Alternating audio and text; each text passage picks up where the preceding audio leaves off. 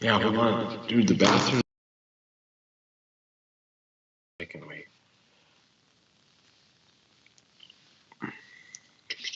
You have a second, right?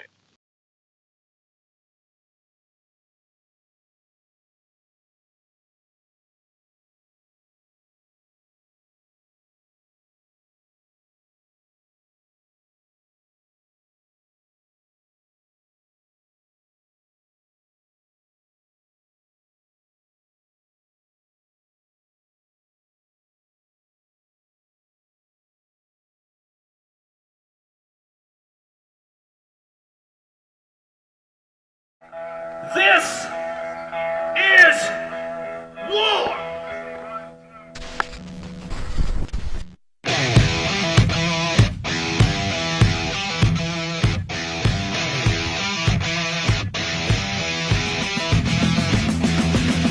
You're out here acting so tough, and now I'm calling your bluff. Black hoods and no faces. We'll take it out to the streets. That's where we can meet. You bring your sticks, I'll bring gauges. Just don't know what you've been asking for. This means war. Line 'em up, knock 'em down. This means war.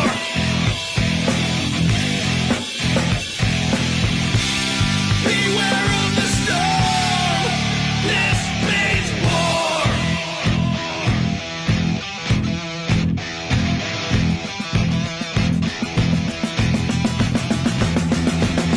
I see you stomping my flag. Next time I'm stomping your ass. Game is over, we won't take it no more. You get away with too much. It's time and we've had enough. Busting jaws and we're keeping the score. Just don't know what you've been asking for. This means war. Line 'em up, knock 'em down. This means war.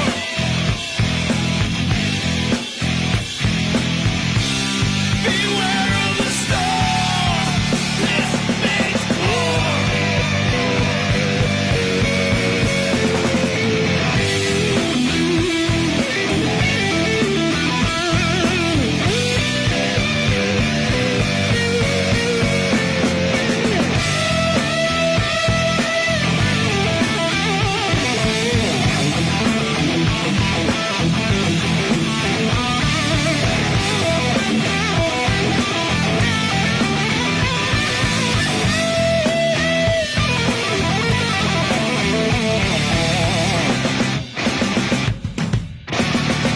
This means war.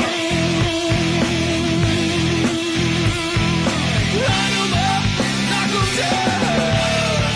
This means war.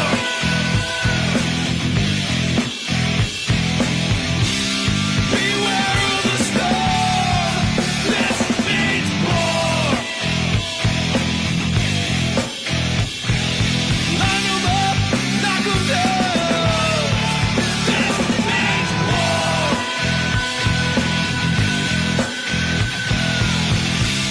Beware of the storm. This is war.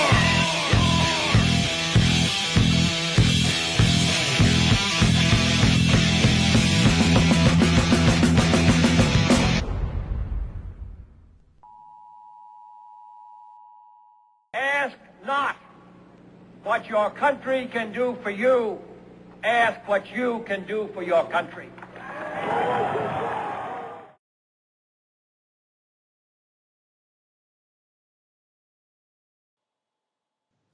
All right, brother. We're back. How you doing tonight? Good. How you doing, brother? I'm doing good. Thanks for coming back and watching again with us, everybody. Again, I gotta ask, what day is today? Today's Tuesday. It has been a crazy week. A crazy week for me. I know you've been busy at work, so and the news, dude. Again, here we are, another week, Another night. another 2 days, and it's like I find myself thinking, thinking we kind of need to figure out a way to do this every night because you can't go 48 hours anymore and not try and dive into something because there's so much. Can't go 2 hours. No, that's true too. This could be constant. It could be. Well, Got a lot of people in here tonight. A lot of regulars tonight, Francis. right We on, got let's Big say Sarge. hi. Let's say hi. We got Lewis Huey from Major League Liberty. We got Fat Man in here. What's up, Steffi? Mama Winner. Mark Grady, Amy. A lot of Patriots in here tonight, Francis. Barbara, Katz, Amy. They're ready for a show tonight. Right on. If you guys could please like and share, get this out. We appreciate you guys seeing here. Part of you guys have seen with all the campaigns that are going on. Like we say, we ask you to share to get it out there. So if you guys could share to give the big old bird to social media, we'd appreciate it. Let's see. Yeah, well, good evening, Big Sarge. Thanks again for coming back, brother. And I had to catch you guys on replay, but I caught the last show. Loved it. Loved the talk. I got to find some time to actually to get to call in again on the party line, and I missed that. And I listened to you. I listened to the episode when you called in. That was awesome. That was a good conversation. So, welcome. I thought so. Yeah. It was great. Welcome again, brother. And Lewis Huey, of course, our favorite local. I call him local because he's local to you. So, I figure he's our favorite local brother. So we got to have him on again soon. I know there's a lot going on. So if you guys, they did a big show on Project Veritas Sunday night. It was a good one where they were in actually with the Twitter executives and all those kids. The Project Veritas video. Yeah. And they did a whole show on it. It was pretty damn interesting. I to take this a little more down that track or off track. I listened to a really interesting, quite long interview with Lars Larson. I don't know if you guys are on the West Coast. You probably know him, but he's also national. But AM and talk radio, and he had James O'Keefe on, and they were talking about it, and it was incredible. The fact that I love that they were smart enough and clever enough to keep some of that evidence back, because they knew that Twitter was going to come out with a ridiculous, bold-faced lie to try and brush it away, and then they just discredit anybody. Project Veritas just fired right back with like round 2, and it was like you just got hammered in round 1 of a boxing match, and then you somehow gather yourself and you come out all acting bad, and it's just bam, one punch to the chin and you're down. That's what I was gonna. It kind of reminds me of Battleship, except for he wasted the whole board and just won. He dropped the Moab. Yeah, right away. It was nice. It was crazy. Uniontown, Kentucky. Welcome in Uniontown, Kentucky. So yeah, if those of you don't already follow the Big Sarge Show and Major League Liberty with Lewis Huey, we suggest you do. So, we love them. Dude. Yeah. Well, love. Let's, what do you say? Let's start the show by ending a chapter. Ending the Tea Party versus Obama's IRS chapter. Yeah, this story here, I don't know, Francis, what do you think? I think this is kind of the beginning of the beginning for people just like us, for what we're going through right now. To me, this is a precursor of what could come with what we were talking about, Twitter and everything. You kind of agree what I'm saying? Mm-hmm. Yep.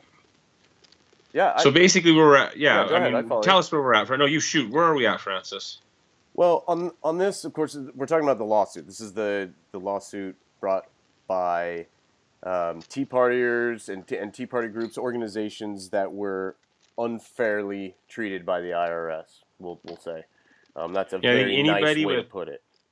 Patriot or Tea Party in it, I think, were the two key words highlighted in it. Yep, and it's been in years. It's been in litigation for years. I don't even recall how many. We've got to be talking 4 now.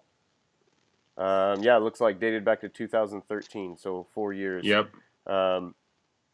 So in October 2017, the Justice Department entered settlements with other Tea Party organizations to pay the claims of each one of the groups in the case, and there were more than 400 in all.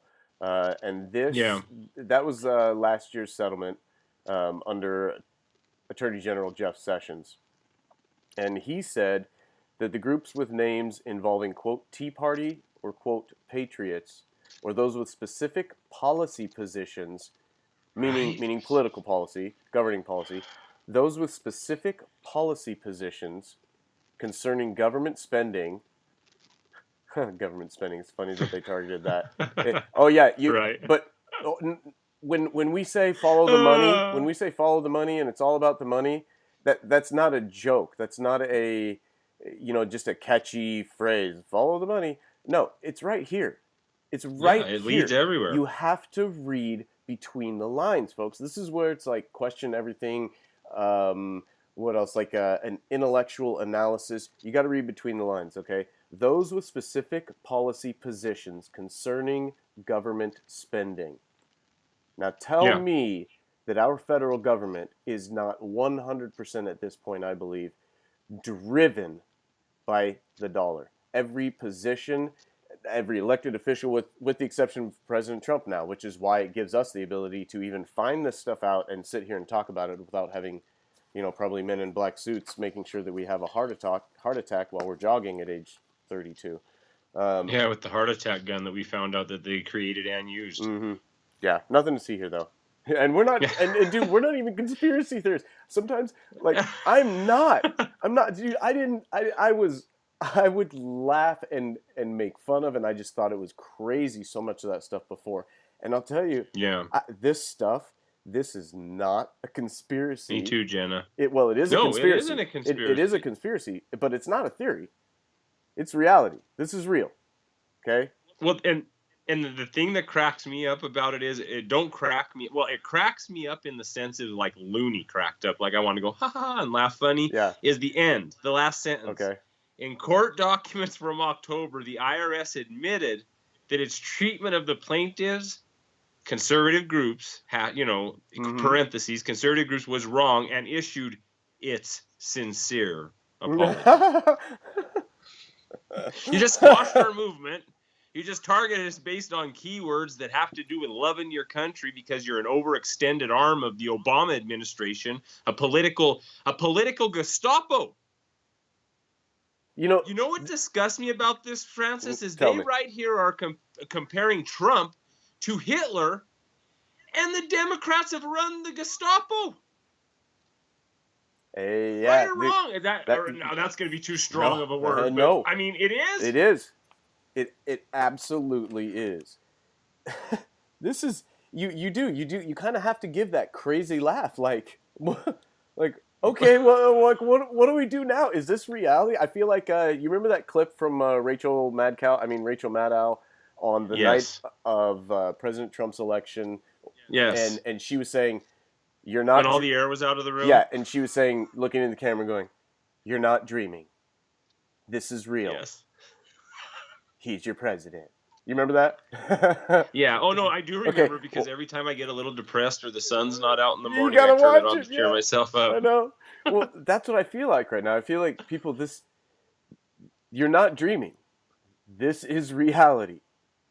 Okay. Yes. This is worse, in my opinion. This is worse than even the thought that a foreign government had active and direct involvement in trying to manipulate our presidential election. This is worse than that because this is our own government.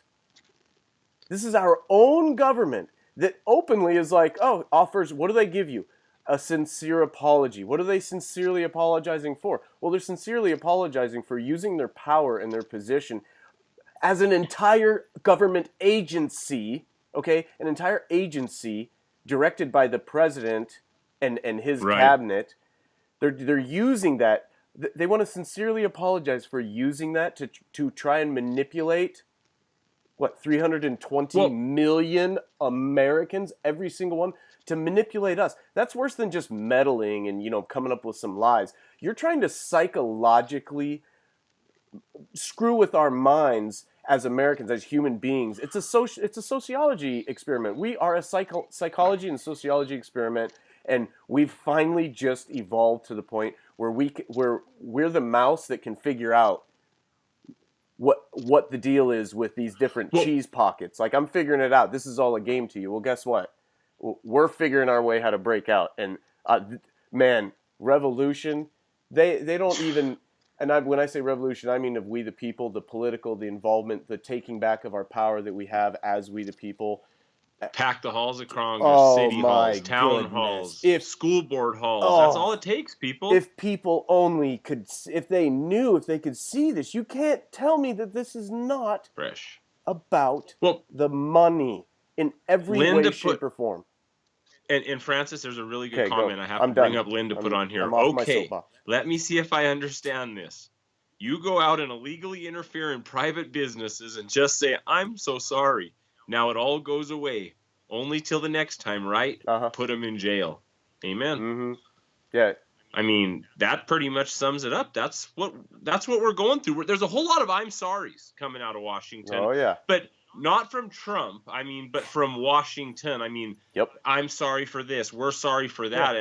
And I don't know, man. The established governing, the established governing class that's been generations, not generations like our family generations, political generations. These are folks that have grown up within a political involved sub-society, and they're literally disconnected from the average, I don't like using that word, but the average American experience, or the daily, majority of the average American experiences. They're completely disconnected. What's completely...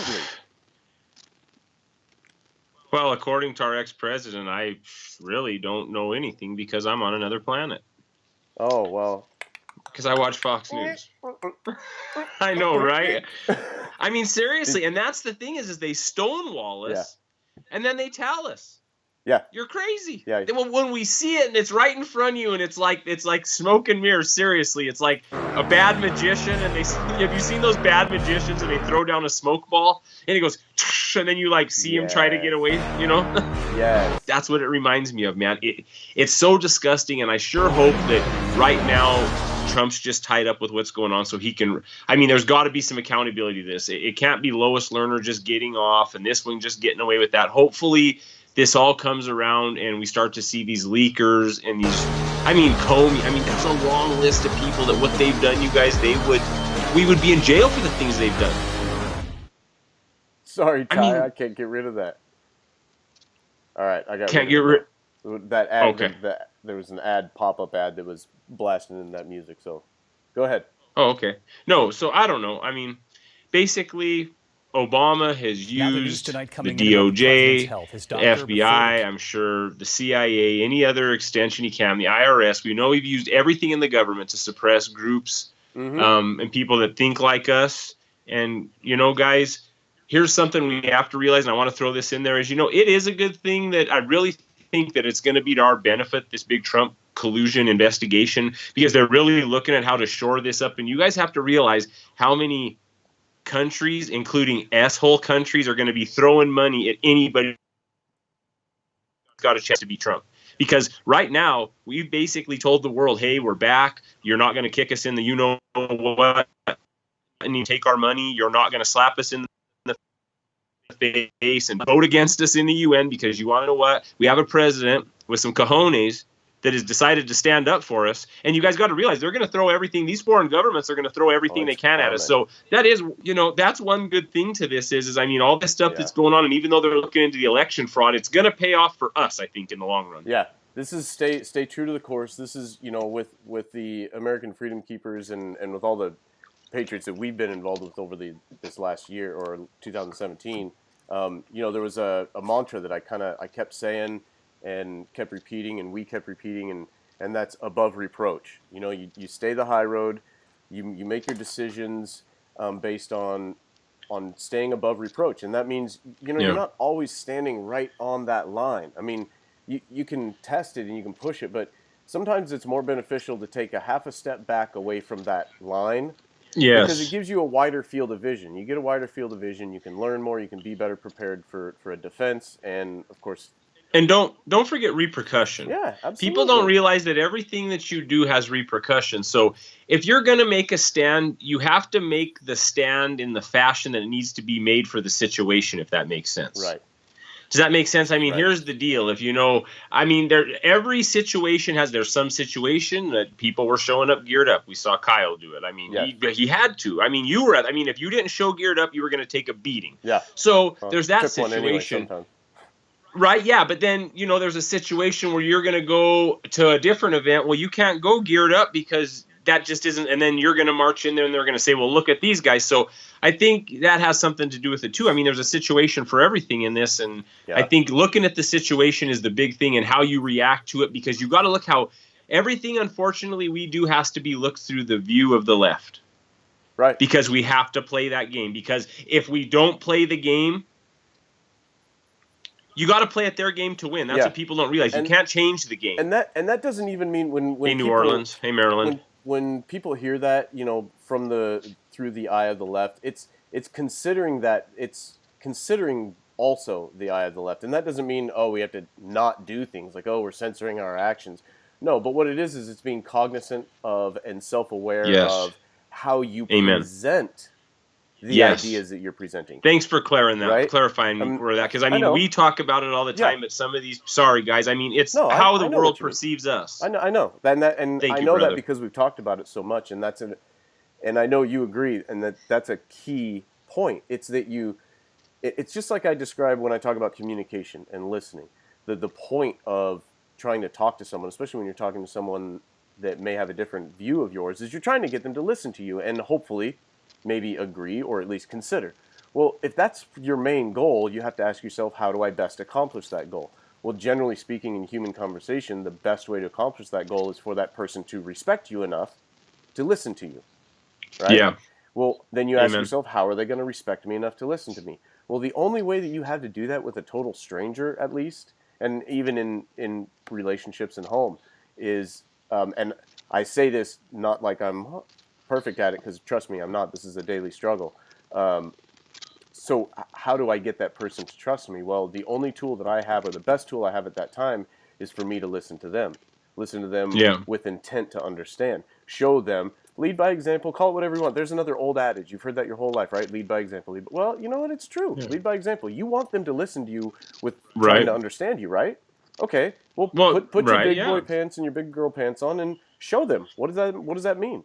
So that's along the same lines when we say view our actions, view our decisions as considering it how it will be viewed through the eye of the left or through the eye of people that disagree with our ideals and our ideas and our opinions. So all you're doing is, altering your presentation of that. I think that's the best way. You alter your presentation of that so that you get the most benefit for the effort and the time that you're putting in to even have the conversation. Yeah, and I mean, I guess the down home country boy version of that is you don't wear forest camo to the desert. Right? I mean, wouldn't you take that an analogy? I mean, you're not going to go marching through the woods hunting for an elk wearing desert camo from the 90s, right? No. So, hey, sometimes you just got to change up your style a little bit. There you go. All right, well, I'm off that. Do you know Tim Best, Francis? Yes, I do. Because the only reason he put on here, George Corbello said it best, to listen with the goal of understanding, not winning an argument. Yep. Thought that was a great comment. It is. And to take that, I mean, that's the base. That's Minnesota. That's the foundation of the content. And George Corbello and I have had this very same conversation, just like you and I have. We've talked about it for months. We've had this conversation in different ways and forms. And that is the foundation of it, is, listen to understand. And then the realization is, by doing that, by just owning that one principle of communication, you will then open up the door where you'll find yourself being listened to. And you'll find yourself more effective in your communication in return to that person. So that's the benefit you'll get if you really stick to that principle, like George Corbello puts it. Well, and and another thing I've learned from this movement over this last year, and I know you can attest to it because we're this way with each other. I know that I'm this way with the SoCo Patriots down here. We're all this way with each other, fresh up north. We're very honest with each other. I mean, there's times we might look at each other and say, that's a stupid idea. Or, there might be 8 people look at another and say, we don't agree. And that's another thing with this is to make this all work, you have to be willing to take constructive criticism, A, and B, you got to be willing to take a little bit of scarring in the armor, because there's a lot of people with a lot of good ideas, and there's ideas that are going to conflict with each other, and that's another thing people have to realize is you have to put on your big boy and your big girl pants, but you also have to be willing to take one on the chin and not realize that it's just a love tap and that it's not a knockout blow, if that makes sense. Yep, that's right. And not be afraid to fail. We've got to keep trying these good ideas. So I know we're getting off on these little sorry guys, but no, it's okay. Whatever you want to call it. This is the way this is the way it goes. So if you follow the show, you follow us. Every once in a while we get off of the news, and sometimes we do brainstorming sessions in the middle of but it's good. What's up, brother Troy? So how about this? Let's burn through this one here. Trump's overall health is excellent. Quote, excellent. Says I love this article. Can I have this one? Can I jump right into this one? Yeah, it's all yours. Okay, guys. So basically, the doctor gets up there. He stands up and he says the overall health is excellent. And tonight, I had some time to jump on the treadmill and I had Fox News on. And what was funny is from Fox News' perspective, I pulled this up as an ABC News to show everybody, we're equal opportunity here with the press. We do bring some fake news in with us, but hey, we're being fair. So I was watching this thing, and what made me laugh about this is he goes through I'll run through it really quick with you guys. Jackson shared the outcome of Trump's exam with reporters at the White House press briefing, including his 75-inch height, 239-pound weight total, cholesterol of 223, and a resting heart rate of 68 beats per minute.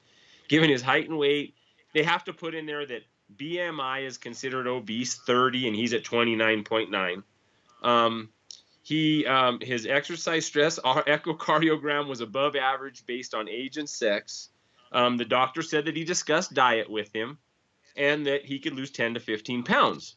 So he gives this whole report on it, and the press just jumped in and said, are you sure they were asking questions trying to basically say, are you sure that he isn't one of the reporters was ready like, to croak. We see him eat McDonald's every day, and we see him eat KFC and drink Diet Coke. Are you sure you're not lying to us? They're questioning the doctor, who is a decorated, I think, a naval doctor. So what really cracks me up is they said that he only sleeps 3 to 4 hours a day. He runs around, but it's called the doctor. So do I. They asked that. Right, so do I. And basically he said that's why he's successful, is because everybody else is sleeping, he's working. Right. The doctor did say that. Oh, yeah. He said, this is what the doctor said when they were all questioning. Okay. It's called genetics. I don't know, Jackson said. Some people have just great genes. I told the president that if he had a healthier diet over the last 20 years, he might live to be 200 years old. That's good. That's golden. So, yeah. That's good. So just so you guys know, he's going to be healthy. He's good. Wow. Then they jump into the cognitive, which is, we're talking about his health with his heart and circulatory. But now let's get into what they were questioning, the cognitive part. And it talks about how Dr. Trump's doctor said that he was cognitively sharp. So this doctor said there's no indication that he has any kind of cognitive issues. On a day-to-day basis, it has been my experience that the president is very sharp, very articulate when he speaks to me. I've never known him to repeat himself around me. I found no reason to think that the president has any issues whatsoever with his thought process. Very clear. He said, right to the point. And then, to end the article, before we chew the fat on it, over the course of the briefing, Jackson maintained optimism about Trump's continued ability to withstand the pressure of the presidency and the lifestyle required by those who hold the job, saying he is fit for duty. I think he will remain fit for duty for the remainder of his term and even the remainder of another term if he is elected. There it is. So, folks, the racehorse is healthy. We can keep betting. On it. I love it. So, that's awesome. So now what? Okay. So Russia's about dead. What we found out, let's jump into this. Okay. Hey, what's up, Brother Doc? Brother Doc's in the house tonight. It's good to have you in here. First of all, we have him go Russia collusion, and we're finding out that the Democrats colluded with Russia to sell him uranium, colluded with Russia to pay for the dossier. So the Russian collusion points to the Democrats. Then they went after his cognitive health. So now I'm wondering what's next in the bag of tricks. Ooh. Because now where are they going to go, man? Tell me this. I want to know. You know what, man? This is... No, I'm going to leave that one alone. Okay. Yeah. Okay. I'm not until gonna, it happens. Yeah, I'm not gonna go there quite yet. I think there's some more information to come Hey, out. George. I think there's some more information to come out, and I think then it'll be very clear. But this is borderline insanity, is it not? Well, like Lewis said, back to him being racist. But Lewis, I mean, we've all talked about the videos online, Desperate, YouTube, that's and right. everywhere showing what he said. I mean, his niece comes out and she's like, Donald Trump's the least racist man. Look at what he has done for the black community. And it did come out yesterday. In case you guys didn't notice, we might as well throw this in there that his support by the black population is doubled since Election Day. Yep. I mean, Yep. you guys, he's changing the country. I mean, he's Doubled. doing things, doubled. You guys Doubled. have faith in him. All I can tell you is here's the thing: is I used to watch the TV in the beginning and worry a little bit too. But you want to know what, guys? We all know we can see what he's doing. Just have faith. God bless him. Yep. It's gonna be good. 2018. I mean, this. Like we said, I think it was last show or the show before.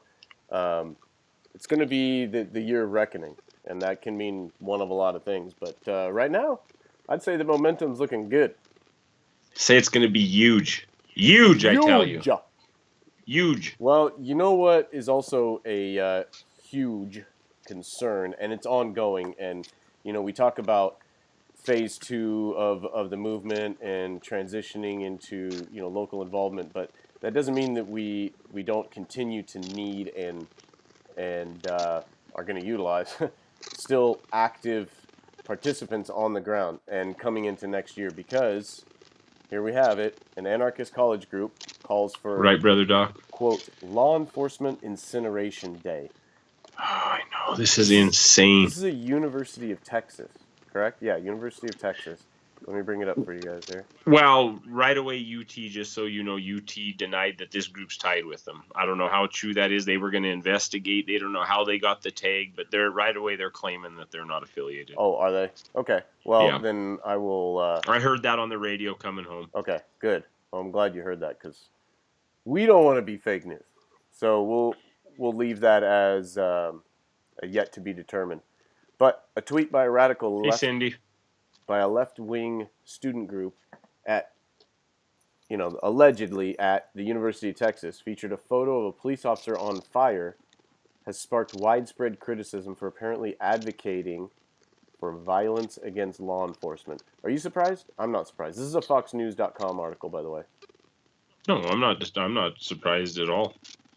You've seen it. Yeah. This is no surprise. They did this in Seattle too. May Day 2016. Molotov cocktails burned one officer, I believe, one or two. Insane, huh? Yeah, and here it is. Instead of hashtag Law Enforcement Appreciation Day, how about hashtag Law Enforcement Incineration Day? Oh, this pisses me off. I guess that picture's in France, actually, where it's actually happening. Yeah, but that's just this pisses me their off. tweet. This is Fox News didn't inflame this story with this picture. This is whoever this ASN Austin is. ASN Austin describes itself as a pro-liberation, anti-capitalist outlet for radical student activism. Well, that's all fun and games when you openly call for radical student activism. I mean, this smells like George Soros. Let's just fire it off right there. Yeah, it does. And smells like Georgie boy. Yeah, and that smell stinks.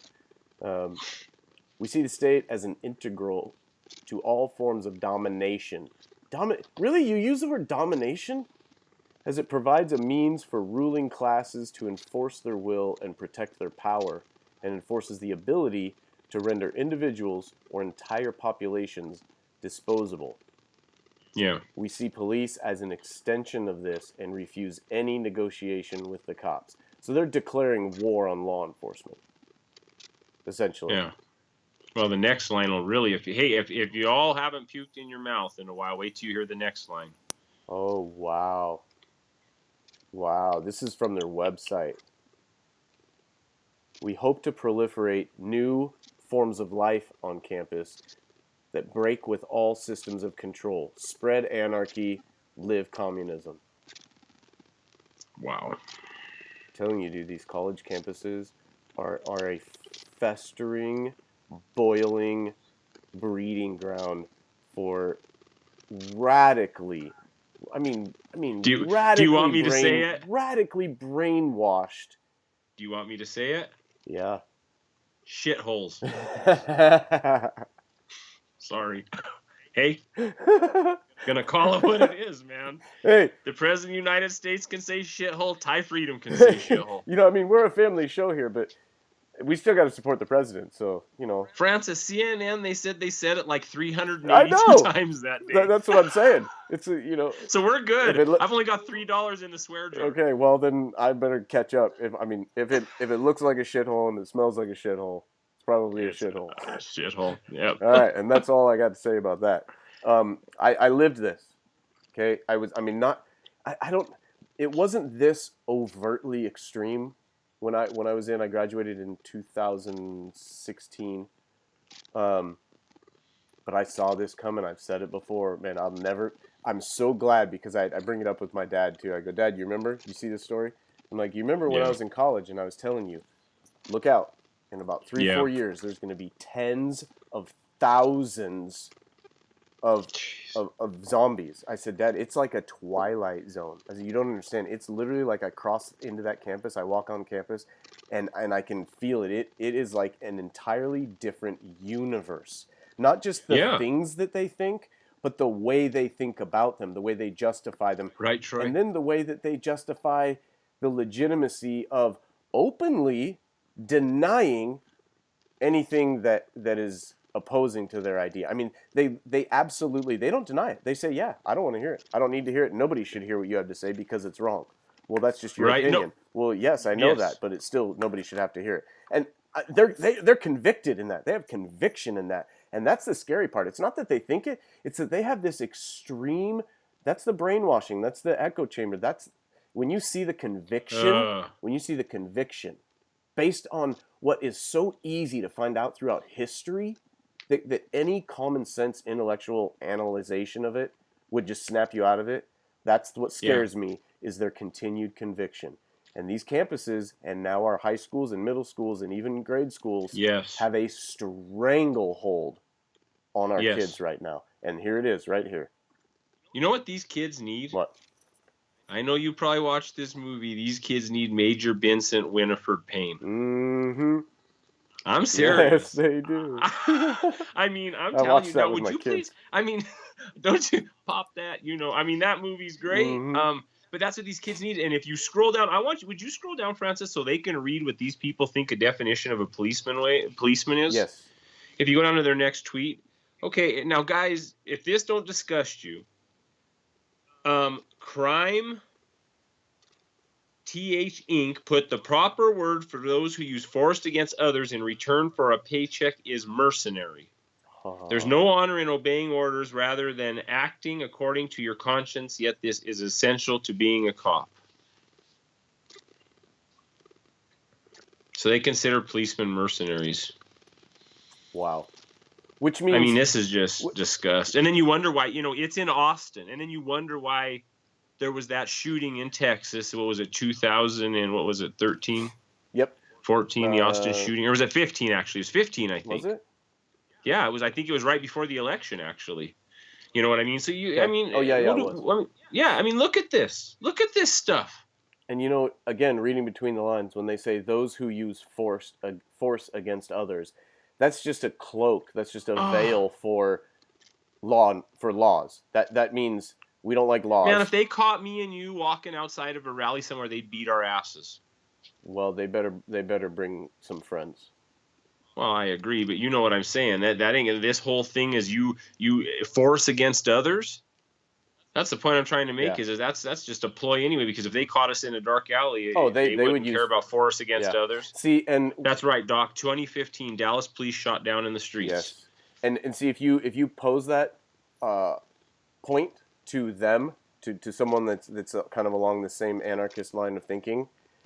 And you get an intellectual one where you can explain to them the actual definition of fascism and how you basically get down to the point where you ask them, what's your justification? If you're against violence and you're against the violence that white supremacy ensues, which of course we are as well, and that's how you get to that point, by the way. You find out that you agree on that, and then you get to the point where you ask them, So then how do you justify the violence that y'all do on people that Right. you know they're not all white supremacists? You're going after them because you think they're with them or around them. And they will say, well, sometimes to fight fascism, violence is necessary as a last resort. And we are at the point where we will kill if we have to. I mean, it's like Wow. they lack that last tiny bit of that step of comprehension of what they're doing. Right. Now, some of them come out of it. You know, you look at Tiny Tuese. He realized, came out of it. But it doesn't happen very often, I think, once they go through 12 years of indoctrination, now many of them, plus college, which is, oh, gosh, I wish, Yeah. I wish I could make a virtual reality. They would probably outlaw it because they would say that it caused like psychological disorders. But I wish I could make a virtual reality recreation of just one of my bad days on that campus. Just one where it was. Oh, I could only imagine. Probably made you sick, Oh man. my gosh. Anyway. Tom put, these kids are indoctrinated. It starts early and only builds as they get into high school and college. The system is broken because liberals have been using rules for radicals for 50 years. That's right on. Dan, if you could clarify, Matt Studd joined about the signature thing. That's your guy. Please clarify, Dan. I'd appreciate it. Hi, PK. Hey, Don. Sorry, France. I'm just checking through these. No, go ahead. Until they get hit by an automobile. Yeah, right. Francis is scrolling through on this. That's right, incubating them like chickens. Now look at this, you guys. This is another tweet, it's a tweet. It looks like they put out. Tweet by ASN Austin. Here, let me. And what they did was, I guess the police had posted this, Mm-hmm. and it was supposed to show the circle, how the police and the community works together. But this group hijacked this and changed all the all the writing inside to kill and rob. So now, of course, capitalism is. You guys, when this started early on in this year, and it really started getting big, and one of the things that we kept repeating to everybody was, they're calling us white supremacists because we are standing at a Confederate monument. And people are like, okay, well, yeah, I understand you're not, but I understand how they're doing that. And then it was, you're a white supremacist because you have the American flag. And they're like, oh, well, that's people are like, that's kind of weird. That doesn't make sense. And I'm like, yeah, right. Well, now look at this. Now, capitalism is white supremacy. Yep. White supremacy, capitalism, forget. right there at the top. Don't forget, if you tote the "Don't Tread on Me" flag, isn't that called yellow supremacy now? Oh, don't they call it that, the yellow supremacist? Yeah, I think that's the new thing, is you're a yellow supremacist if you tote the "Don't Tread." Oh, jeez. Come on. Actually, I have a funny story. Fresh in Denver, they were coming out of a Proud Boys meeting, and he was toting the "Don't Tread on Me" flag. Some chick come up and grabbed him by his beard and was ripping it out. Yeah. Was pulling on his beard? Yeah, I ripped some of it out. He had to count coup on her, though. He had to. Let's put it this way: he pushed her off. He had no choice. But yeah, the two chicks attacked him, and they were screaming, "Yellow supremacist!" Something like that. Poor guy. That is insane. Well, just so you know, I didn't see him jump in, but Brother Doc welcomed Eric Parker in. Welcome in, Eric Parker. All right, welcome in, everybody. Eric E.J. Parker, welcome to the show. Thanks for joining us. Thanks for inviting Doc. And follow, you guys. Glad you're home, man. Glad you're home. Gadsden, that's right, the Gadsden flag.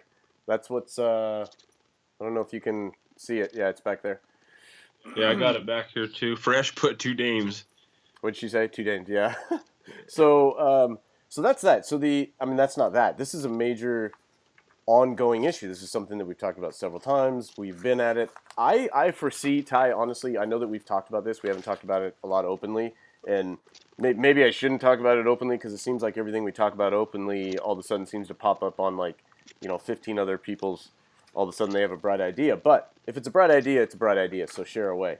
And I just want to give a quick shout out, you guys. Eric Parker, please. He was part of the Bundy trials, and I just want to give a shout out. I met his wife at the stand event. I know you also did, Francis, and she was a great lady. And fantastic. Just so you guys know, he does, so he can help get the word out. He does sell Resist sweaters. He has a really neat T-shirt and hoodie logo that he does to help their cause. So just so you guys know, if you want to go check out their stuff and check out his movement, it's pretty awesome, guys. It's fantastic, and thank God Thank God the charges were dropped here recently. At the stand event, I know you also did, Francis, and she was a great hoodie. Was that you or me? I don't know where that came from. Weird. So yes, please, you guys check out Eric Parker's page and follow a lot of what he stays involved. I mean, this was, you know, the Bundy Ranch, and then of course Mal here afterwards is a big reason why not why a lot of us got involved, but I think why a lot of people really were. It finally infuriated people so much that they couldn't sit down. I mean, when your ass is that much on fire, you've got to get involved. There's just no other way, two ways about it. Yeah. I don't know if you're still in here, Eric. Could somebody post his link up here? Yes, please, if Eric's still Somebody in here. asked for it. So Brother Doc, if he's in here, or Troy, if you have it, if you could throw his link up, we'll pin it for a few. So, in one tweet, this was the tweet. This was posted one day before Law Enforcement Appreciation Day. That's the one that where they quote fixed the graphic. So why are there so many police sympathizers? It says at the bottom, and of course they've got white supremacist capitalism exploits and represses oppressed people, and it funds and arms the police, which kill and rob the oppressed people, while the police protect the white supremacists and capitalists. Aye. I mean, I know, insane, huh? So make a guy sick, right? Yeah. So there we go. That was all good and fun. And you know, it doesn't stop. This next story, it doesn't stop. Like we've said, it's not just in the college campuses or on the college campuses. We mentioned high schools. Excuse me, I'm fighting this cold like. It was scary. I didn't know anybody coming into Banks. Yeah, Francis, he's been going through it. This is up in Francis's region, just so you guys know. He found this. This is a pretty crazy article. Wait till he brings this to you guys. It'll drive you crazy. This is another one that just makes you wonder what people are thinking. Scary. I didn't know anybody coming into Banks. And here's the video. Okay, brother. A senior at Banks High School remembers coming out as bisexual after he moved here from Forest Grove in the 8th grade. I was bullied. It didn't bother me too much because I know not to listen to it and take it to heart. And Skylar says most of the community is supportive, but he says seeing this LGBTQ pride flag on display in his government and economics class means something to him. He says it's about a quarter the size of the American flag also hanging in that classroom. Knowing that there is a teacher here who acknowledges that there are kids of different sexualities and genders, it really makes me feel just home-like. Last week, Superintendent Jeff Leo says a parent went on a radio show claiming a pride flag replaced a U.S. flag in one classroom, a claim he denies.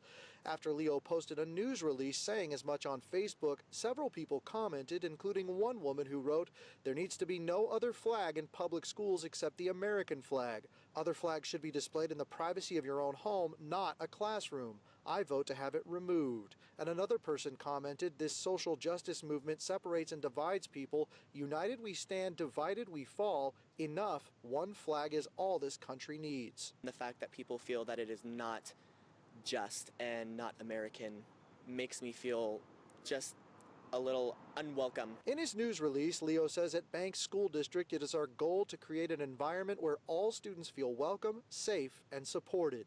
I'm glad that Banks is not a place of outward homophobia. Connor Reed tells me he graduated from Banks High in 2014. He says he was not bullied after coming out as gay, also in 8th grade, but one teacher had put up a pride flag. It would have been such like a lovely moment for me growing up.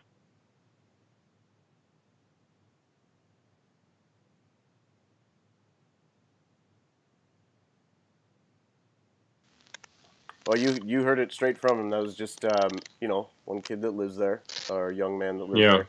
But this is in a high school. Good Lord, we've got so many pop-ups tonight. So this is in a high school, and he's talking about being bullied, and there is. Introducing. Let me scroll down here. Xfinity Mobile, a This new kind of network is for the whole school district. Okay, this is Banks School District. how we shop today. Yeah. Good grief. With America's largest, most reliable Still need a 4G producer, by the way, LTE if combined any with of the you most watching Wi-Fi can't know. hotspots. I'm not the best. We do our We best. do our best. So the quote is, at Bank School District, it is our goal to create an environment where all students feel welcome, safe, and supported. You know, but there was a comment in here that says, there needs to be no other flag in public schools except the American flag. Other flags should be displayed in the privacy of your own home, not a classroom. I vote to have it removed. That was comments on the post. And there was a teacher that actually supported that, or reciprocated that, I suppose, and said that there does only need to be one flag, the American flag, because that represents everybody. That encompasses everybody. As soon as you want to go put a gay pride flag, then it's a Latino pride flag, then it's a whoever pride flag. Right there again is the hypocrisy and the ignorance behind much of these kind of similar movements, is that by trying so hard to force everyone to accept or recognize your identity of your group, you now have drawn lines around yourself and encircled yourself, and you do that enough times, and it's just division. We're right back to where it's worse. It's worse than racial divide because it's division on so many more levels at this point. Well, and if I'm not wrong, I'm pretty sure Fresh told me that up in Denver, that I can't remember what it was for. The kids were already in school. They did give out Gadsden's for something, and that's in Denver Public School, somewhere, or Aurora Public School. I know he's in here. Okay, and I just pinned it for you guys. Eric put in here no link. If you want one, just message Andrea Parker for the size you're after. Yep. But no, I know Fresh is in here. Fresh, if you can put on here, I can't remember what day it was for, but yeah, they gave out Gadsden's. I know for a fact. That's pretty crazy, especially, I mean, being the way that, where we're at, and, Denver and Boulder are basically, our liberal cesspools. So it just surprised me when he told me that was happening. Yeah. Yeah, surprise. It's hard to be surprised by much anymore, isn't it? I do love I do love the end of this. Yeah, he put happened at my kid's school. He did put it in here. They did. I know they did. And he told me that because he was even kind of shocked. You know what I mean? Yeah. The kids come home with little Gadsden's, and he was, pumped about it. Awesome. That's right. They do segregate themselves, Carol. There was a big thing. I think Newt Gingrich was talking about it today, how all the resegregation and stuff has started at college, and it's been asked for. Yep. Oh, pretty crazy. They've asked for, some college campus groups have asked for entire dorms that are black only. Yep. I mean, I hear that, and I think, I heard that. I remember when I heard that first, and this was a while ago. This was maybe even a year ago. And I thought, no, that's a clickbait headline. Well, no, sure shit. I looked into it. That's exactly what they were not asking. They were demanding. Demanding. So this is the joke. I think it's the joke at the end of the article. State education officials say teachers are not specifically prohibited from displaying flags in classrooms. But of course, certain flags that can be considered hate speech, like the Confederate flag, are banned. I'm telling you, this is the problem with banning or censoring anything, because today, the Confederate flag is considered hate speech. Well, you and I already know from being in the streets over the last 9 months, many of them already consider the American flag to be hate speech. Oh, yeah. And if you think back to that article we just talked about, the anarchy on college campuses, and they're talking about hating the police, and they're talking about, basically not following any laws, not wanting any laws. And they're gonna be coming after the American flag because the American flag represents what they're against. So, I'm telling you, right? It's just one thing after another. They claim to be anarchists, but then they are willing to go under the weight of communism. They don't even know what anarchy really is. True anarchy, I don't think. I just think they think it's a really cool symbol. I really don't think that they even know what true anarchists are, man. Sorry, I keep muting myself when I'm gonna have a coughing fit. No, you're good. You're gonna have to carry it, but no, they don't. They don't understand. That's all right, anarchy. Man. And you know what it makes me want to do? It makes me want to do another show where we kind of highlight that video. Remember that video that we did, or we showed? We didn't do it. We showed that video that talked about the different forms of government. Oligarchy, monarchy. Democracy, constitutional republic. That was a good video. We need to share that out again. Yeah, and that showed the restructure. I'd like to incorporate that in a show that we do that's talking about political structures like that, because that was good. But Gary put in here that American University in D.C. is pushing for separate racial areas. Jason put anarchy. It's what all the cool kids are doing now. Ha ha ha ha. yeah, anarchy, just do it. And Troy put nothing makes me feel more American than eating a bag of Brother Doc's beef jerky while wearing my Eric Parker Resist hoodie. Nice to contribute to my Patriot brothers. That's right. I love that hoodie, Eric, too. That Resist hoodie. Oh, that's yeah, awesome. It's pretty beautiful. awesome. Yeah, right, Matthew. Communist roots. They should probably. Yeah, guys. I just don't understand. And then, well, and what really upsets me is the Confederate flag is hate speech. Is hate speech. Yeah. I just don't understand the thinking. Well, blows my mind. I don't even know what the else American to say about flag's it. next. That'll be the next hate speech. So Yeah, and the Constitution and the Bill of Rights. everything. Don't forget the national anthem already is. So Oh, get in yeah. line.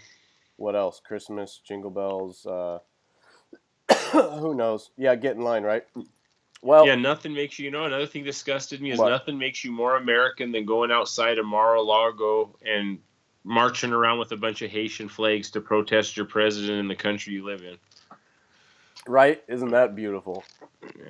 Yeah, it makes a lot of sense to me. Well, we're on the talk of immigration constantly, and there's a reason. It's important for one, and two, it's not resolved yet. Part of the immigration is, Right. of course, the DACA, which is Dreamers, DACA, Dreamers We'll Act. get to You it, hear Dan. about that. And this report says that Dreamer age illegals have a crime rate double young Americans. Now it's a little strange the way they worded it, but basically what they're saying is DACA aged illegals commit crimes twice the rate of young Americans. So DACA, of course, being the children, so they're under adult age. So I would say an educated guess would be that they're talking in the age range of 13 to 18, something like that. And here it is, twice the rate. This is during the past 32 years. This is not like, oh, let's just pull some statistics and see what, throw it at the wall and see what sticks. And Ty, you sent this one over, didn't you? Did I lose you, Ty? I think I lost volume.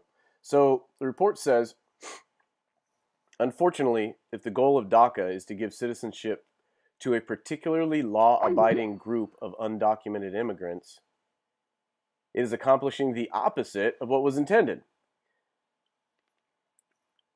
Undocumented immigrants are 250% more likely to be convicted of crimes than their share of the population, for one.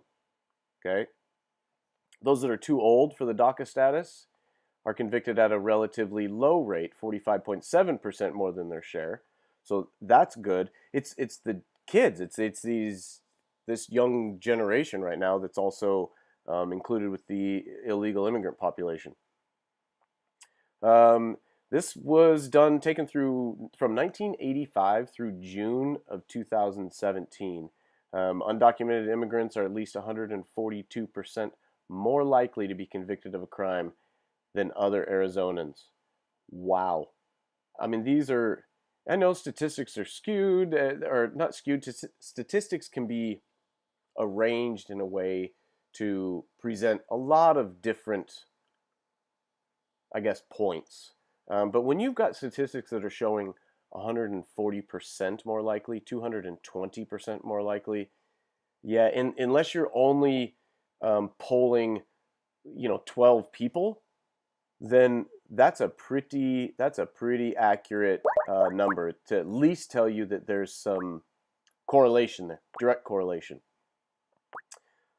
Oh, So if undocumented immigrants committed crime nationally, as they do in Arizona, in 2016, they would have been responsible for over 1,000 more murders, 5,200 more rapes, 8,900 more robberies, 25,300 more aggravated assaults, and 26,900 more burglaries. Stick that in your pipe and smoke it. Excuse me. I lost Ty, and now I got to do all the talking. Excuse me. So, this is I think pretty incredible data. I think that it's just another piece of the puzzle. It's another bit of the evidence, but it's a pretty big one. And I know that most of us are not necessarily largely surprised, although I'm slightly surprised that the numbers were that much larger. I mean, twice as likely. You got to think that's a pretty significant number statistically in a society when you take two age groups, or excuse me, one age group of individuals, and you divide them into only two categories. And their only category basically is whether you were born here and legal are here, or whether you're illegal as a minor and are here. And you've got to imagine, I think that you can safely assume that a portion of that, maybe even a large portion of that, is related to their sociological upbringing, the values that are instilled in them. And the values that are instilled in them are instilled by their parents, right? And we know that their parents are here. If they're under the DACA program, that means their parents are here illegally, which means they don't value legal process.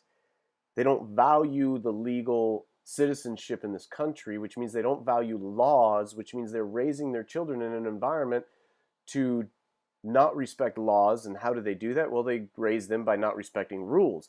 Why would they expect their children to expect rules when they don't even respect the laws? And this is how you get dreamers. You get kids that are either brought in or born within this country by illegal parents, illegal citizen parents, or illegal resident parents, and they're raised under that influence. And voila, here we are. So, says in Arizona, for example, labor and immigration reforms began in 2004, and the state's population of roughly 450,000 illegals gradually dropped by roughly 180,000 people from 2007 to 2012. Because of the 40% drop in illegal labor, the wage earners by Americans rose significantly. We're already seeing examples of that now as well. So, let's talk about California. You wonder why, California is now want to be sanctuary state, apparently, or is a sanctuary state. Well, they think that, their justification or their mindset is that, well, all those crops and all those big fields that have to be hand-picked, and so we need that labor. Well, no. It's just the market will absorb. The market will react. The market will respond and absorb and deal with that. We've seen it every single time throughout history in a free market society and in a capitalism-based economy. Let it be. Let my people go. You gotta just let people free.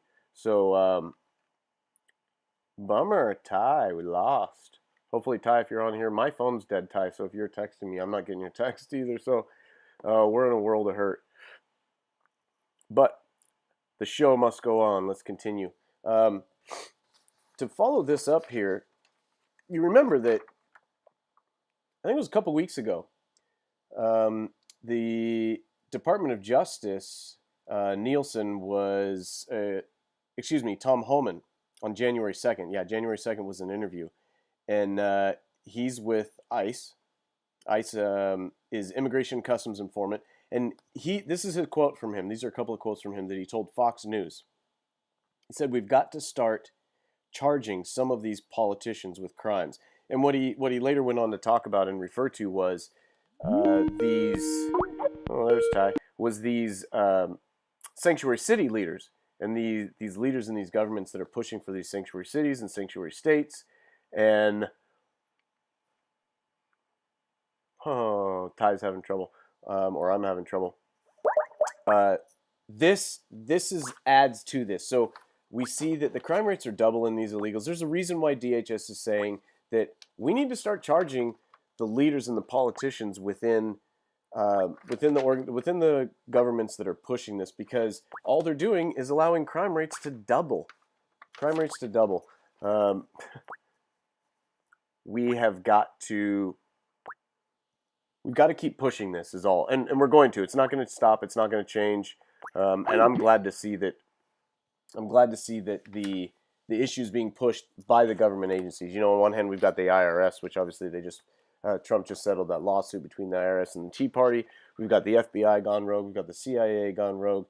At least it's nice to see a little bit out of DHS, at least somebody from ICE, saying it's time to start pressing charges. So the last one we'll go over tonight, just to close out, is Trump. He didn't say it. He didn't say you're fired, but he basically said you're fired in a roundabout way. In a way that he's changing some of the verbiage that he uses. And again, I always say it's not my. I don't always agree with everything how he says it, but this is good. He just looked at him, pointed his finger at him, and said out. And who we're referring to, we're talking about Jim Acosta. Told him to leave the Oval Office after his little tirade series of questions. And I listened to it, and he just kept pushing. He kept pushing this idea that the president was talking about wanting to not bring people over of color. And the president clarified it. He clarified that, he said everywhere. He says, I want them to come in from everywhere. And later in that closing, he again said everywhere. He said it twice. And it was very clear there was no issue. I listened to it a couple of times. He says, and then Jim Acosta comes back at him and says, just Caucasian or white countries, sir? Or do you want people to come in from other parts of the world? People of color. That was after Donald Trump had said at least twice, everywhere. Everywhere. And you want to come back with that? Ty says he's here. We'll give it a shot. Give me just a second, Ty. There we go. So this infuriates me because, and it should infuriate you, it should support the idea that, again, these are agenda-driven, and their agenda is a narrative. It's almost like a robot. He got sent there on a mission, like, your job is to prove that the president does not want people of color to come into the country. He only wants Caucasians. Yes, sir, I understand. It's insanity. Again, this is just another example of the insanity that's going on with our governing. Why? Because we have not governed ourselves. We've allowed this. After Acosta shouted this, Trump pointed directly at him and simply said, out. And then you can hear staffer in the background, maybe two, saying, Jim, thank you, thank you, thank you. They're saying it repeatedly because, of course, Jim Acosta keeps trying to push the issue, press the question. So now he's accusing, of course, right afterwards, he took to Twitter, accusing White House aides of obstructing him from asking questions.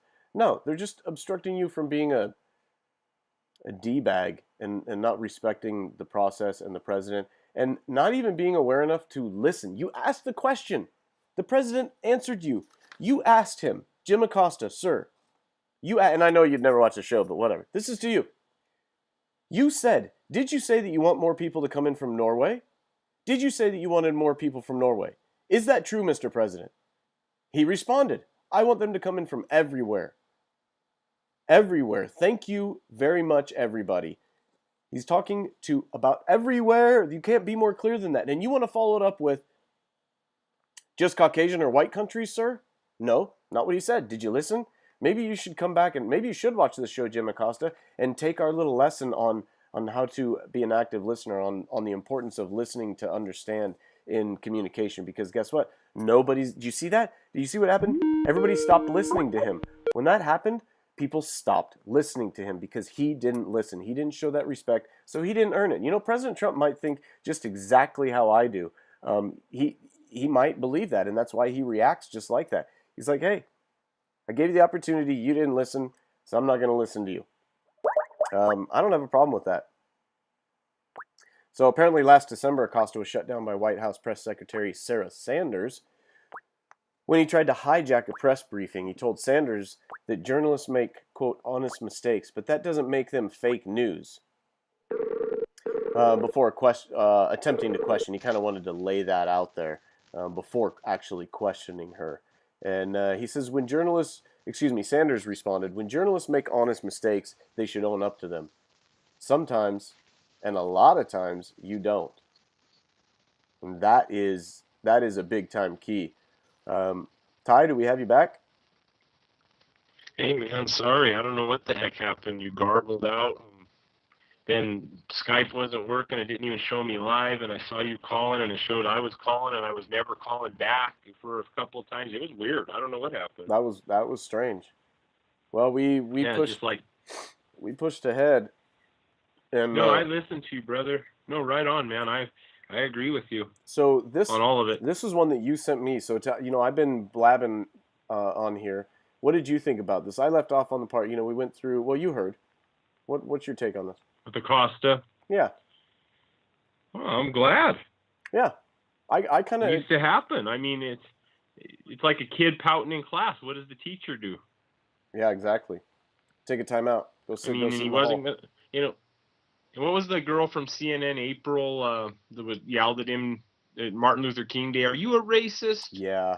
April, I can't think of her name. Disgusting. CNN is it's just the resist network. They're going to do anything they can to go after him. You notice how this is nonsense. You notice how the more and more they're being called out, the more and more they're being called on the floor, the more and more they're being exposed. It's almost like they're just pushing full court press. They're like, well, you know what? We've been working this plan for 40 years. We thought that the sheeple would stay asleep for another 10 and we could own them all, but they're awake. But you know what? We still think we're smarter than them, so we're just going to keep ramming and jamming it down their throat. It's literally like they just put the pedal to the metal. And you know what? That's fine because they're just going to run into a brick wall. It's going to be over. Well, they're going to crash. I don't know.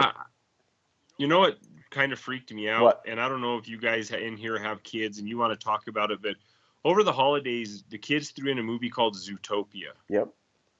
Have you seen the movie? Is that not an incredible? Yes, I have. Yes. Go ahead.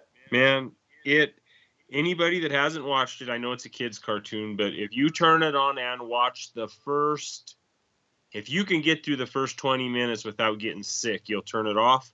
I'm not even going to really talk about it. I hope the people on here, I hope you guys get a chance. No, I want you guys to watch it, and we'll talk about it again. So please comment. I don't even want to blow it for you guys. So there's a movie called Zootopia out there, and all I can say is I don't want to watch it, but don't spend money to rent it because I don't want you all coming after me after. If you have it on Netflix or if you have it on something you've already, or if your kids have it and you sat down and watched it, please do it because after you do, you'll throw it away. If you get a chance, watch it. Yeah, there's two ways to watch that. You can watch it as a cartoon and entertainment and laugh at the jokes, or you can look at the messages that are being conveyed through them, and it's very similar to, and I've told the story before, but it's very similar to that assignment that my stepdaughter brought home about her writing assignment, about writing from the perspective of the poor turkey and talking to the farmer and explaining to him why the turkey shouldn't be eaten. It's it's the same. Right. It's the same concept. No, it is the same concept. And so you guys, please get a chance. Watch the movie. Yeah, right, Eric. If you get a chance, watch it because it'll blow your mind, you guys. I even forgot to tell you, Francis. Yeah. And when you were talking about this, my kids won't be watching it anymore. That's funny. I took a class before we close up here. I took a class in college.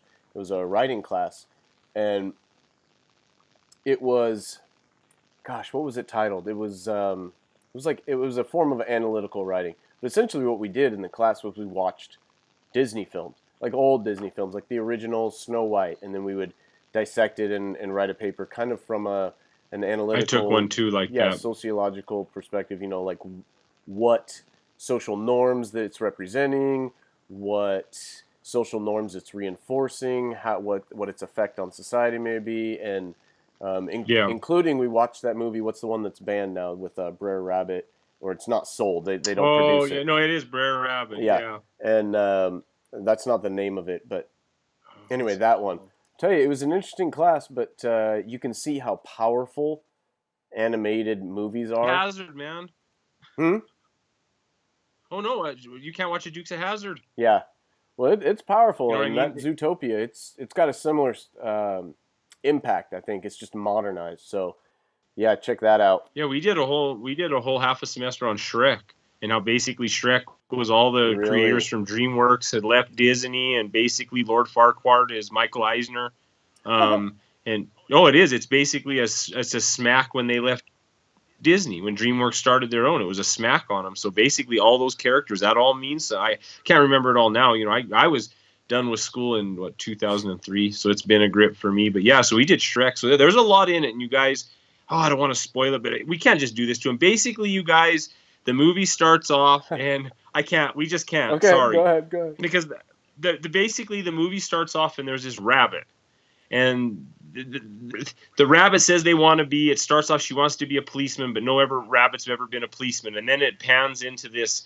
Well, the rabbits, the prey and the predator, right? The female rabbit, the predators and the prey. They're living together now, you know, and then the rabbit says, I'm going to be a policeman, and she sticks up for her friends, and then the fox, wearing bibs, talking like he's from the South, pushes her down and scratches her face and says, no rabbit's ever going to be a policeman. And it's a virtue signaling social justice warrior. Incredible. Oh, I'm telling you guys, that's all in like the first, what would you say, Francis, 15 minutes? Yeah. If you make it 15 minutes and don't recognize the incredibly, even overt, obvious indoctrination that's in behind these messages, then to our kids, you guys. We need to talk more on the show because we're not getting through because it's bad. It's bad. Yeah. And you know what's sad is it's really funny. It's really well done. I mean, the movies. If you can look at it from that perspective.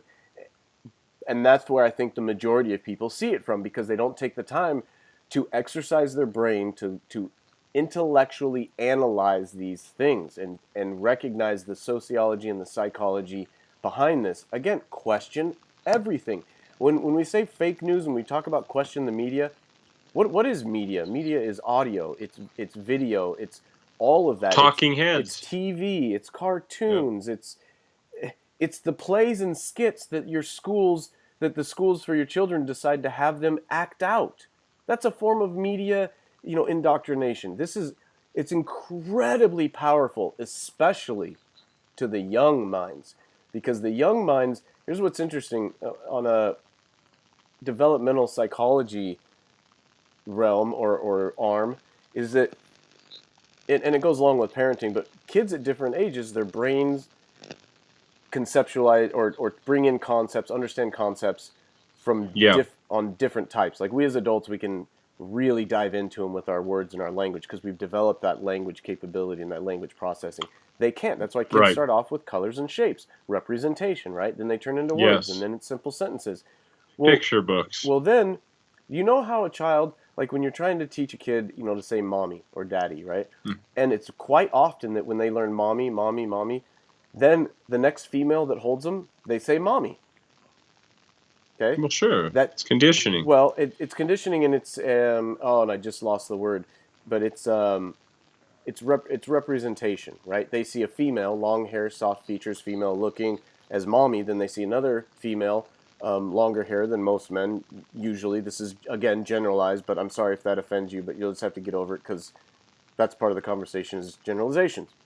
And they say mommy. That's a relation, they relate that figure. And then they learn throughout time how to distinguish between these things. Well, when you feed these kids these cartoons, these animations, and you show them it's just fake, it's just a cartoon, no, they're representing a scenario in real life. And then when those kids grow up after seeing that representation time and time and time again, they grow up. Because how many times do you play one over for your kids? Over and over. Oh, there's some of them. I know them. Yeah. I could go verbatim. Yeah, you can go through the whole thing. Yeah, you can sing the song and repeat the words just from being in the other room while it's on so many times. Yeah, and not only that, guys, they keep us so busy. Well, and they keep us so busy that half the parents don't have me. I just happened to be during a holiday. I catch it. They had already had this movie 2 or 3 months. I don't know how many times they'd seen it, and we're so damn busy that who has the time when you throw in a cartoon? Who has the time to really sit and watch a cartoon that comes from DreamWorks or Disney? You think, I mean, there's it's coming from there. There's not going to be any cussing. It's not, Cartoon Network, Adult Swim. Right. Your kids aren't watching that. I'm telling you, man. Which is exactly why it was a perfect cover. It's a perfect Right. Trojan horse to get to our kids. And like Francis Perfect. Marion always says, you guys stay vigilant, because these are the things that, you know, even though we scream the halls of Congress and we scream City Hall and Town Hall, you guys see that it's perverse way of slipping through the cracks even at home, you guys. Yep. The home front is the front lines. I mean, that's. And I want to say something Jason said. Show your kids the old Robin Hood. Teach his kids about how the government is crooked and how taxes are collected or stolen from the people. Amen. Amen, Jason. I'm gonna pin that. Pin that I one. like that one too. I like that. Yeah, but no. So yeah, I mean, it's everywhere in front of us, guys. So, you know, we just got to watch out, guys. We gotta see what they're doing to our kids. Right, Eric? Eric, my buddy Eric from Colorado, they should be watching Rambo. Well, I grew up watching Rambo, Platoon, Rambo, Full Metal. Hey, I was one of those kids, you know. A-Team, Top Gun, MacGyver. Yeah, right. Right. MacGyver. I mean, who don't want to be able to friggin' take down a whole government with some string, a Ziploc bag, and a paperclip? Let's get some Roadrunner and Bugs Bunny back on, man. That's great. You got my kids still watch it. You know, you got the bunny. He's trying to be a bully. You know, in a little bit of way, he's trying to just, you know, either kill or capture this Roadrunner. Why? Just he doesn't know why. I mean, but this Roadrunner, he's outsmarting him, and he's having fun, and he's sticking his tongue out, and it's not bothering him, and nobody's getting hurt, and they go on. You know? Let's have some Bugs Bunny and Roadrunner. I like that. Red Dawn. Wolverine. Oh, dude, I love that movie. I shouldn't. Right. You know what? Now I'm gonna watch it. You know what you just did to me, Charmine? if I ever end up in a, you know, I don't know if Eric Parker's still in here, but brother, Eric, I know how they used. I was there. I mean, we were there. I was there in the court to listen to some of it, not a lot, but I got to listen to some of the opening statements and just saw how egregiously and atrociously, insanely they used every little post and comment that they could from these guys from social media, try to use it against him and twist him. And I know that if one of us ever ends up in one of these trials, which God help us that never happens, hopefully that never happens to another patriot in this country. But amen to that. They're going to bring up so much of our videos and Red Dawn, and you know, I love that movie. That's the ultimate. I want to go watch it right now, dude. You have no idea how much I love that movie. That's a great movie. And you know what? I'll never forget. I was standing outside that courthouse, and here comes Francis marching out of there. Can you believe they're not going to let me wear this freedom shirt in there? This shirt says freedom on it. And Kevin's like, oh, Ty, he's fired up now. And you were on the phone just screaming and yelling. I was like, oh, my God. No, yeah, that was insane. I was you so want to know mad. what, though? I left my coffee tumbler there. Remember? I left my coffee tumbler on one of the posts outside the courthouse in Las Vegas because I was so mad I set it down. I remember that. But you want to know what, though, man? Damn it. I think first world problems. We got a big push in Nevada. We saw that it happen, and I think that you guys have to realize that that's another thing that's important about Trump is this overreach is going to stop, because even though the left's pushing back against it, your real just left to center Democrats, your blue blood Kennedy Democrats, they're going to realize that all this stuff's wrong too. And you know what? I'm not saying I don't worry because wouldn't say I worry. I'm just saying I don't think we have as much to fear now that the cat's getting more out of the bag and people are seeing that people like us, patriot groups, the Tea Party, the anti-tax groups, they were getting suppressed and hammered. Yeah. I'd agree with that. So hopefully there's some hope for us, you guys. Hopefully there's some hope for us. Yep. I agree. For all of us. All right, man. Well, I love you, brother. Thank you guys all for joining. I will not see you guys Thursday. Go ahead. Go for it. No, you shoot. Go ahead. I was going to say, do we want to check the rap sheet? Do we want to check the mainstream media rap sheet? Yeah. You want to check the rap sheet really quick? I forgot about it. While we're talking about Thursday, you guys put in your numbers. For those of you who don't know what's going on, Breitbart had an article out. I don't remember right now offhand the original date. Let me look. Maybe I do. It was originally on November 29th. And it was titled "The Mainstream Media's Accused," the rap sheet. And it was 15 to start off with. And this was a rap sheet of mainstream media personalities, CEOs, managers, employees, what have you, that were accused or resigned or were fired under, I guess, allegations of 54. Sexual misconduct or sexual harassment or other harassment. Yeah, it started at 15.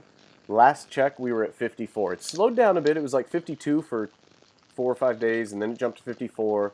So put in your number of the guests that what you think we jumped up to, and we'll just check in with it and laugh at those that have been at it, if there are any. And then Linda, and then Linda Eaton, she's in here. She says 56. Before we lose too many people, Thursday.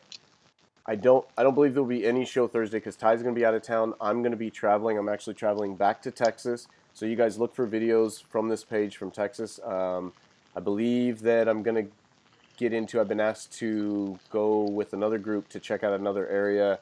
And I won't, it's not dead set yet on exactly what we're doing. So I don't want to blow it quite yet. But look for the videos. Yeah. So I'm going to be back in. And Saturday. I'm going to be back in Little Cambodia as well while I'm down there. I'll be down there about a week. Awesome. And so I'll give some updates about all of that.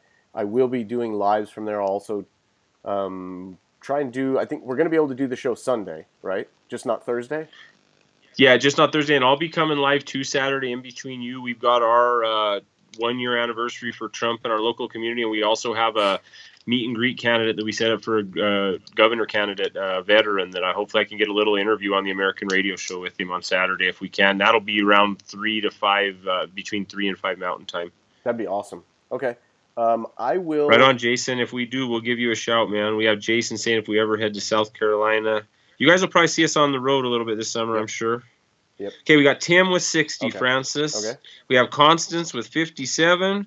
Amy 57, Charmine 55, Robert Brad 55, Katz 55, Mark 55, Susie 58. So we're sitting from right at 55. The highest we had was 60. So we're sitting 55 to 60. All right.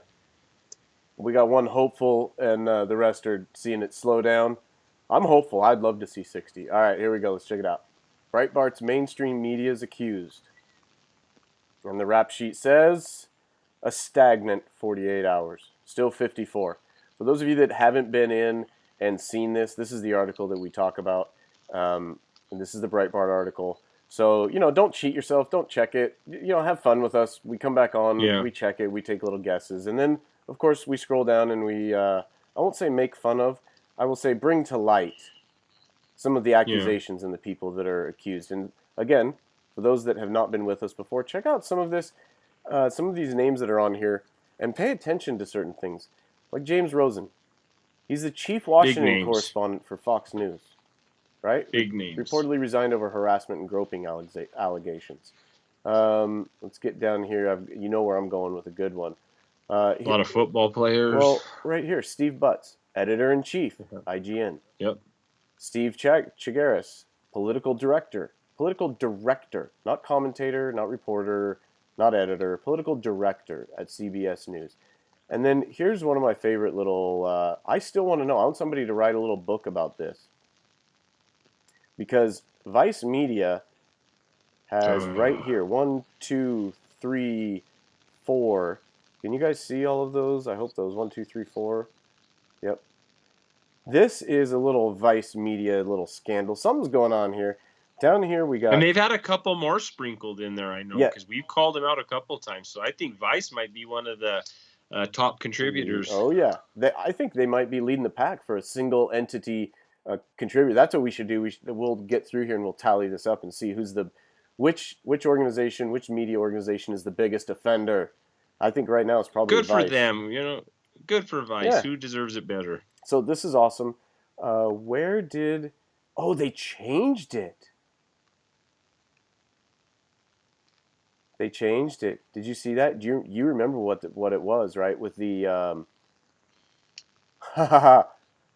dang, I wonder if I ever took a screenshot. Okay, for those of you that of what? For those of you that have been in here, you'll remember. We had right here suspended. I have the original article right here. Okay, suspended for well, but the original didn't go all the way up to 50. No. So originally, right here, you guys, this Vice story. We had Jason down here that was suspended for sexual misconduct. We had Andrew suspended over allegations of sexual misconduct. Mike suspended over allegations of sexual misconduct. And this is head of Vice Media Documentary Division, Vice Media President, and Vice Media's Chief Digital Officer. And then we got Rice James suspended for sexual harassment and bullying. And Yeah. there was somebody else in here. I know there was. There was 5. I know there was. And the other one was fired over allegations of sexual misconduct, having other employees sleep with his wife, or asking. Yeah, I remember that one, and it was somebody with power in there. Right? They were either like Yep, a it's been vice deleted. or Damn it! yeah. Why didn't I screenshot that? I'm telling you, that has been deleted. That's been taken out of I here. remember that one because we laughed about that, especially. Well, I've got it. I've got it on the recordings of our other shows. If I get some time, yeah, I'll I remember that one. That's right. I'll try and 'Cause we pull were that saying, back up. Because we were saying that he had a button like Matt Lauer to lock the door. Yep. So God, here's man. NFL. You guys, I'm gonna look into that. I'm gonna try and pull up that video, figure out which show it was. It's got to be 1 or 2 in the last shows, maybe the last 3, where it shows that, because I know we've talked about it, because I love to highlight it, because it tells me that there's a deep story. There was 4 people plus a 5th.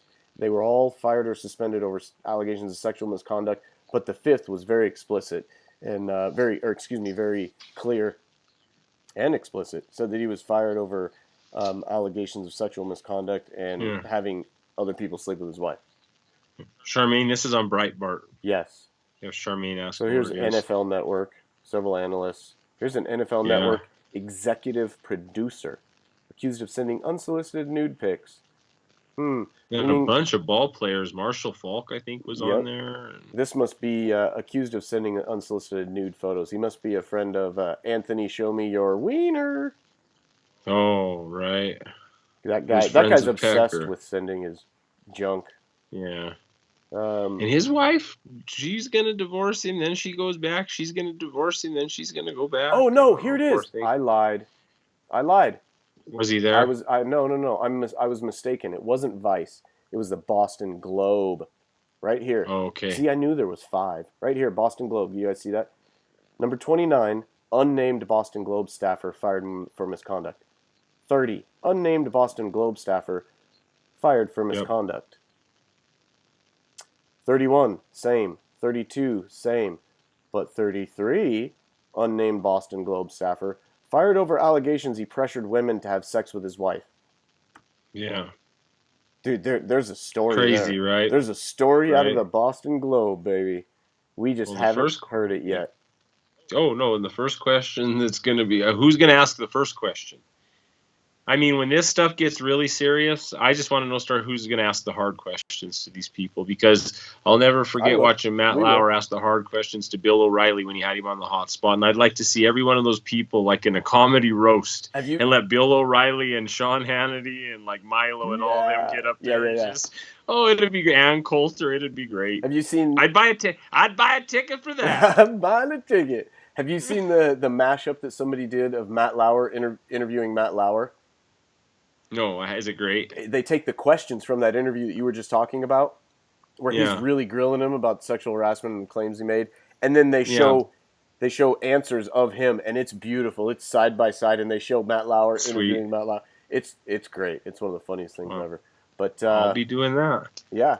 Alrighty. Well, hey, you're right, guys. Well, thank you all. Like we said, there won't be one Thursday. Appreciate you all for joining. Thanks for liking and sharing. You all know how they're trying to suppress us getting the truth out, so we appreciate those. I'm going to check in. I'm going to do my unless something crazy happens, I'm going to do my absolute best to check in. It might be from the car when I get picked up from the airport, but I'm going to check in Thursday night after I land. Well, I'm not going to quite give away my entire plans because there are a few people out there that still don't like me very much. It will be, how do I say that? It'll be later. It'll be later. I'll come on later, but I'll come on live and just give a quick update that I'm in Texas, talk about whatever politics have come up in the news, and we'll just wing it. Yeah, we'll wing it. And like I said, I got some stuff. We'll keep you guys busy. Yep. I got Saturday. We got some political stuff coming up. That's the learning part too, guys. Yep. And I did a really, really bad job tonight because I'm tired and I'm sick with this cold. But I wanted to bring it up earlier and show this video, but I'll show it now before we go. Hopefully it will play through.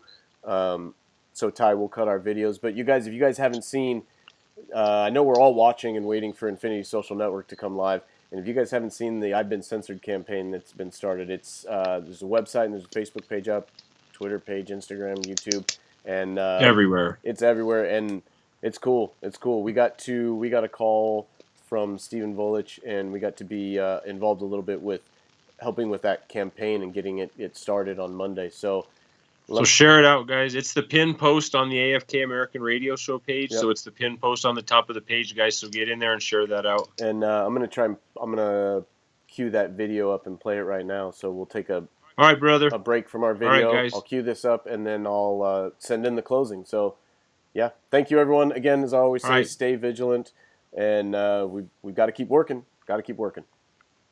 Right, guys. And if we don't stand up for the liberties and freedoms that we have today, our children and our grandchildren won't have them anymore. So good night. God bless you all. God bless America. Love you, Francis, and we'll be talking to you soon, guys. Amen. Love you, brother. Good night.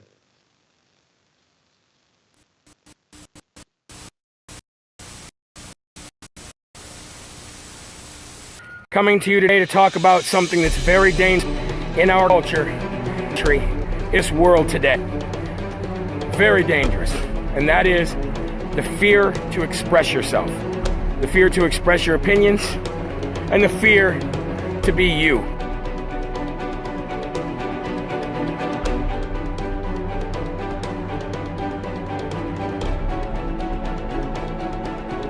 All they're doing is destroying, and if you take anything from this video, they are destroying what social is.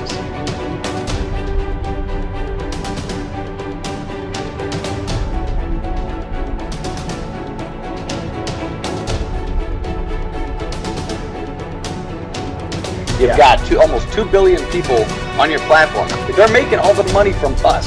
The way their reporting system is they play the judge, the jury, the executioner, the mommy and the daddy.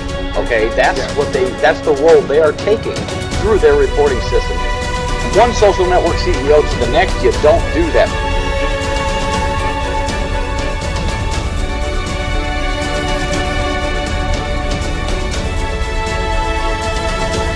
Self-expression should never be censored, and I will not let a large internet platform strip me of my freedom of speech.